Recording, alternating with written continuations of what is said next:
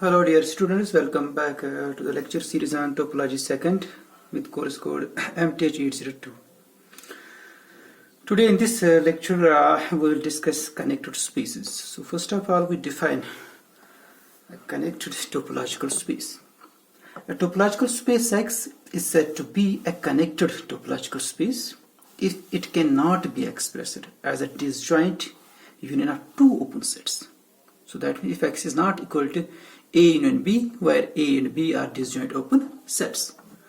And if it happens, if a topological space X can be expressed as a disjoint union of two open sets, then such a topological space is called disconnected. So if X is equal to A and B, where A and B are disjoint open subsets of X, then this X is said to be a disconnected topological space. So connected means it cannot be expressed as a disjoint union of open sets, and disconnected means it can be expressed as a disjoint union of two open sets. And when X is a disconnected space, and at that time we can write X as a disjoint union of two open sets, and this union is called the disconnection of X. So this expression, I can say this expression of X as a union of two disjoint open sets is called this is called the disconnection of X. Okay, so let's first prove this exercise. A topological space X is disconnected if and only if it can be expressed as a disjoint union of closed sets. So by definition, it can be expressed as a disjoint union of open sets, but we show that whenever it can be expressed as a disjoint union of two open sets, then it can always be expressed as a disjoint union of two closed sets. So whenever it can be expressed as a disjoint union of open sets, then it can be expressed as a disjoint union of two closed sets. So that's this exercise. A topological space X is disconnected if and only if it can be expressed as a disjoint union of closed sets. Suppose X is disconnected, then by definition X is equal to A and B, where A and B are disjoint open sets. Okay. So that means X is equal to A union B, where A and B, they are disjoint and open sets. Now look at this. A complement is equal to B, B complement is equal to A. But A complement is closed because A is open. B complement is closed because B is open. So therefore A complement and B complement, they are closed and disjoint. And this X is equal to A union B. So it's equal to, I can say it's also equal to A complement union B complement.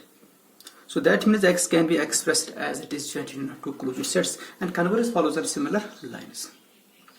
Now we prove an important theorem which characterizes the connected subsets of a real line R, and it states that a subspace of a real line R is connected if and only if it is an interval. So in particular R is connected because R is an interval, unbounded interval.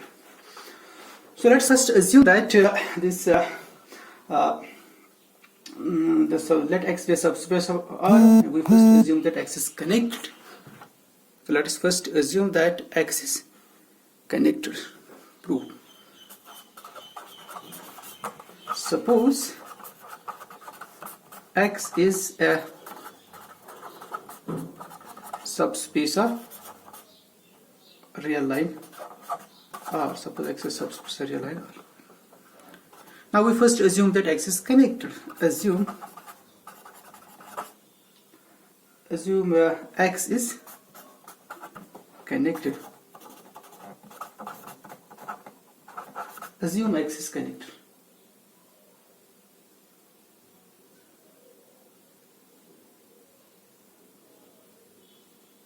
We show that it is an interval. We show that X is an interval. We show that X is an interval.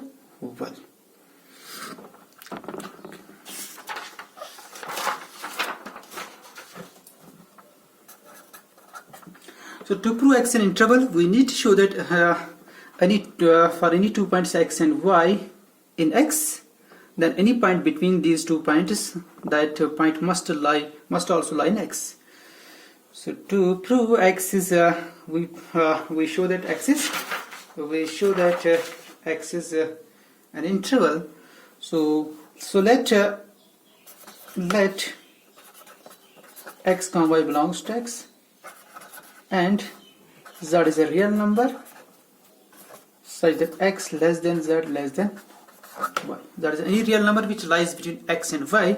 Since we need to show that x is an interval, so that means we show that for any 2 points x and y in x, then any point lying between these 2 points must also lie in x. That's the definition of interval actually.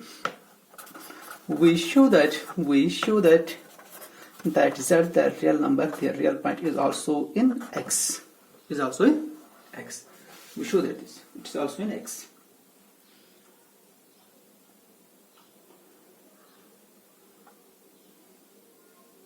Suppose not. Suppose z is not in x. Z is not in x. So we must arrive at contradiction then. Suppose this z is not in x. Then you can see that this x is equal to, then our x is equal to x intersection minus infinity to z, because that is not in x. Then okay, its union with x intersection z to plus infinity. You can easily verify this. X is equal to this, and they are disjoint actually, because minus infinity and z to infinity, they are disjoint sets actually. And this is simple. This is not too difficult because z is not in x. So it's simple. So you can easily verify it. This x is equal to x intersection this, then you can apply the distributive law. It's equal to minus infinity to z union z to infinity. That's x. Actually, x is equal to x intersection that whole real line except this point z. So because since x is subset of R and z is not in x, so therefore x is always equal to x intersection whole real line except the point z. And then you can apply the distributive law of intersection or unions so therefore x is equal to this. They are disjoint and they are also open subsets of x, because x is subspace of a real line. So open subsets of x are x intersection the open subsets of real line R, and these, they are open intervals, so they are open subsets of real line R. So that means x intersection minus infinity to z is an open subset of x. X intersection z to infinity is an open subset of x, and they are also disjoint. Therefore x can be expressed as a disjoint union of two open subsets of x, so which implies x is disconnected. X is disconnected. A contradiction, because x is connected, our assumption. A contradiction to our assumption. So that proves this one way. Now we can the converse part. Conversely, we assume that x is an interval. We need to show that x is connected. Conversely, assume that x is an interval. We show that x is connected. We show that x is connected. So assume on contrary that x is disconnected. Assume on contrary that that space x is disconnected. Assume on contrary. Assume on contrary that x is disconnected. So then x is equal to union of two disjoint open sets or closed sets, whichever you like. So I will write x as a disjoint union of two open sets. So let's take its disconnection, since x is disconnected. So let x is equal to A union B, where A and B are disjoint open sets, where A and B are disjoint open sets of X, or they are disjoint open subsets of X. They are disjoint open subsets of X, and they are also non-empty. That's our definition actually. Disjoint in enough non-empty open sets actually. So they are disjoint actually. A and B are disjoint.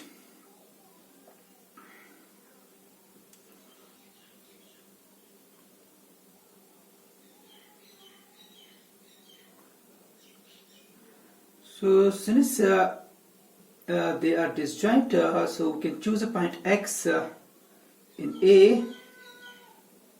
Let's choose these 2 points. So choose a point X in A, and let's choose a point Z in B. Let's choose these 2 points. X is in A, Z is in B. So then X is not equal to Z because they are disjoint.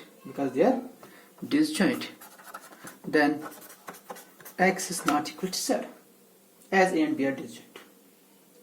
Okay, that's simple.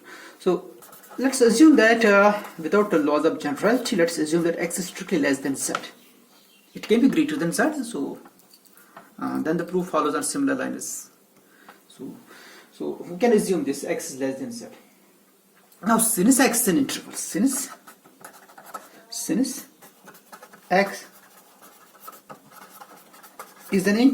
since X is an interval, so therefore the interval X to Z, the set of all points lying between X and Z, they are also in X because X is an interval, and X and Z, they are the points in X because X is in A, Z is in B.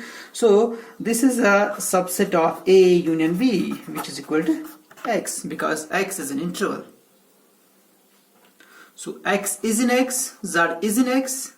So that means any point in between X and Z is also in X. So which implies that this whole closed interval X to Z is subset of X.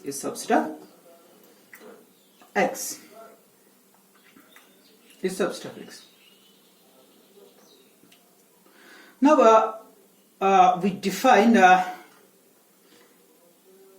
also this each point in X and Z is either in A or in B. Also each point in the interval X Z is either in A or in B. So all the points are not in A and all the points are not in, some points lies in A and some points lies in B, like this. X is in A but X is not in B, and Z is in B and Z is not in B. So every point in this interval either lie in A or in B. So let's define a real number Y which is equal to the supremum of the points in X Z which lie in A. It's like the supremum of these points which lie in the interval X Z, and those points are also in A actually. So it is the supremum of the points of A which lie in this interval X Z intersection A. This is the supremum of this set, because some points of the interval X Z lie in A. So this set's non-empty, at least X is there. So let's denote the supremum of that set by phi, and in fact it's a bounded set because X and Y are finite, they are real numbers. So it's a bounded set and every point lies between X and Z. That's simple. Any point in this set lie between X and Z. So Y is a supremum, so therefore Y also lies between X and Z. So then X less or equal to Y, less or equal to Z.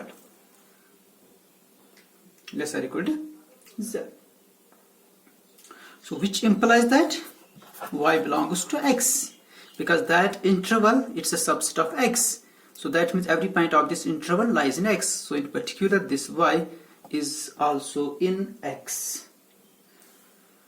Sorry, I have written here this A and B are disjoint open, they are closed. I choose closed sets because we already done that equivalent condition for disconnections. So whenever X is union of two disjoint open sets, then X can be written as disjoint union of two. Or you can say if A and B are disjoint open sets, then they are also closed sets. So these are they are closed sets. They are closed as well as open actually. So here I use the closed as property of A actually. So now since this A is closed, so what does it mean? Then this Y and this Y lies between X and Z, and A is closed. So this is a closed set actually. This is a closed set. Since XZ intersection A is closed, and that is the supremum of this set. So therefore this Y also belongs to XZ intersection A. XZ intersection A. But Z is not in A, so which implies that Y is strictly less than Z. So which implies Y is not less than, Y cannot be equal to Z because it's the point of the intersection actually. It is strictly less than Z. As it's in A, okay? It's in A. So now let's for each epsilon positive, let's define a number Y plus epsilon such that Y plus epsilon less or equal to Z. So here since Y is less than Z, so we choose epsilon so small such that Y plus epsilon less than Z. We choose all such epsilons such that Y plus epsilon less or equal to Z. So let epsilon be a positive number. Let epsilon be a positive number, and that positive number I can choose that positive number such that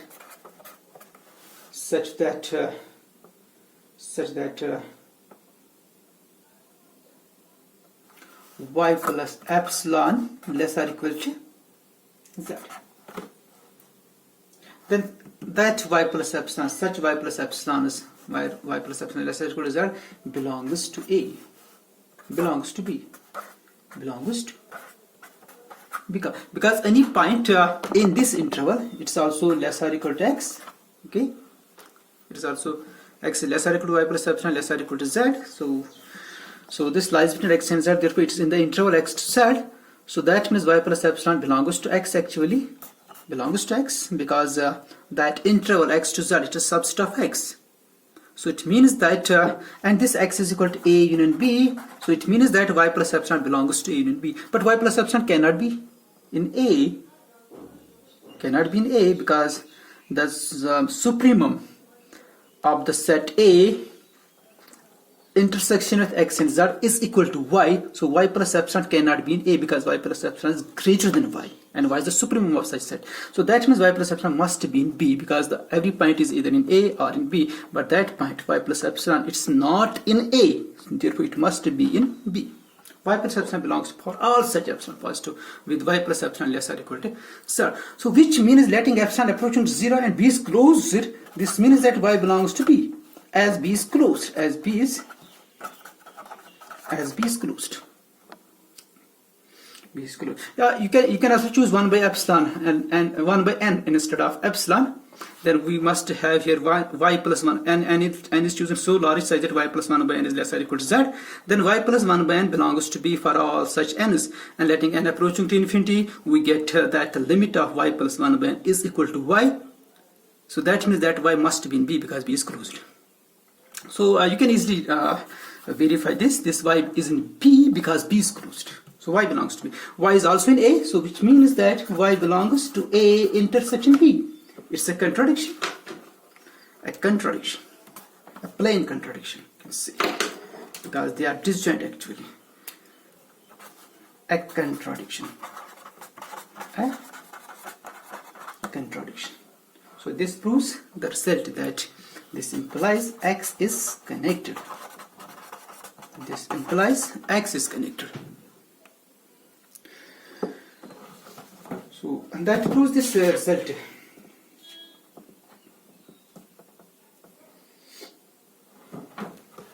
So next we have a theorem that you can do yourself. That's not difficult. Use this pen. So the theorem is the statement of the theorem is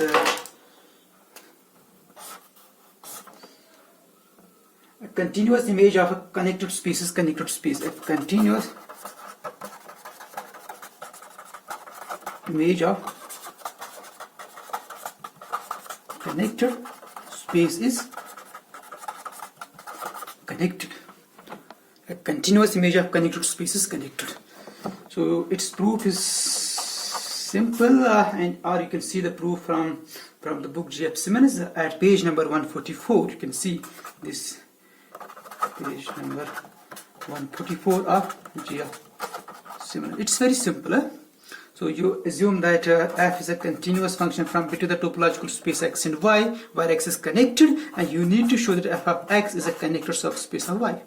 It's a connected subspace of y. Okay, that's too simple.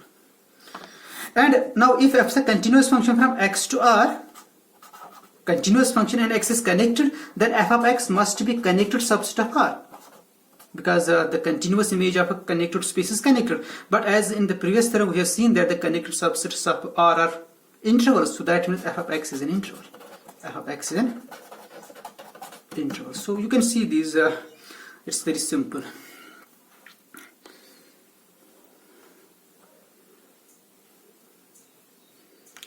So thank you.